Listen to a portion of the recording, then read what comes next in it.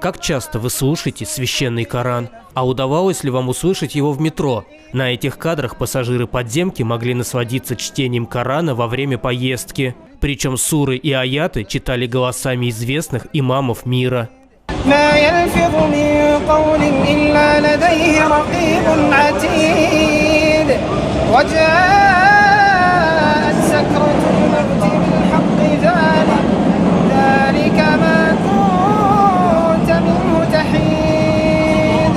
На одной из станций метрополитена можно было встретить несколько чтецов.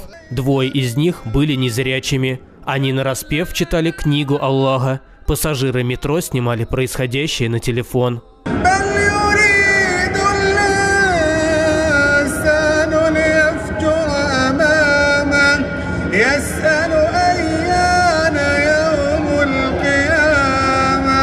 Ранее мы рассказывали про молодого хафиза Корана, американца боснийского происхождения Фатиха Сеферагича. Некоторые его видеоролики были записаны во время недавнего чемпионата мира по футболу в Катаре. Так, на одном из видео Фатих читал Коран для болельщиков сборной Марокко. Причем хафиз цитировал аяты из книги Аллаха во время поездки в метро.